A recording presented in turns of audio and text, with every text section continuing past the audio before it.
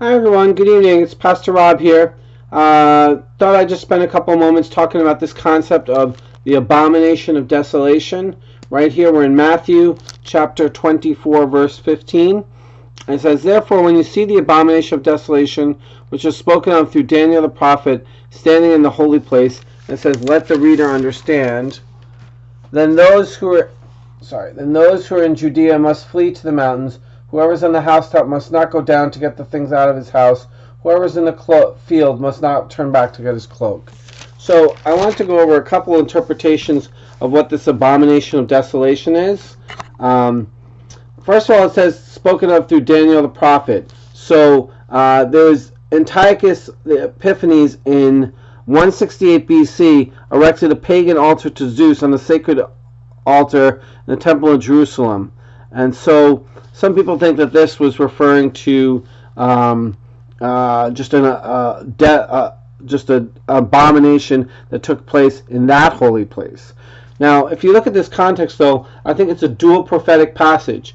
I think it has two meanings. I think it's also talking about end times here, and how in the holy place, the church, there's going to be abomination.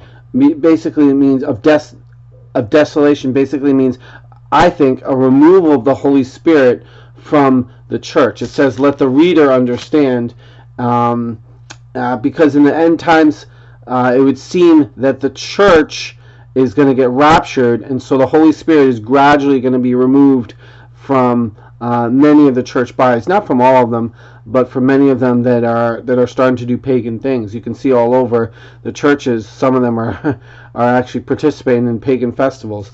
So look at the context of this. Abomination of desolation, which was spoken of through Daniel prophet, standing in the holy place, right in the holy place in church, there's going to be bad practices. And then it says up here, "Then those who are in Judea must flee to the mountains. Whoever is on the housetop must not go down to get the things out of his house," and so forth. So it's talking about right before the time of the rapture. It's talking about the Great Tribulation. Some of us think that we'll be raptured beginning of the tribulation. Some of us think we'll be raptured halfway through the tribulation. And some people, theologians, think we'll be raptured at the end of the tribulation.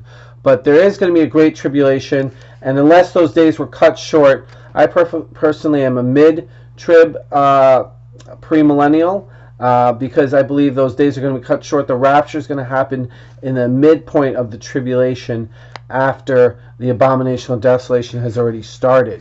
But we are to flee to the mountains and not participate in anything wicked going on in the cities. We preach against it and so forth like that. So of course there's going to be righteous people in the cities, don't get me wrong, but that generally tends to be the place of great wickedness. So let me know what you think about this passage, and we'll see you next time. God bless. Bye.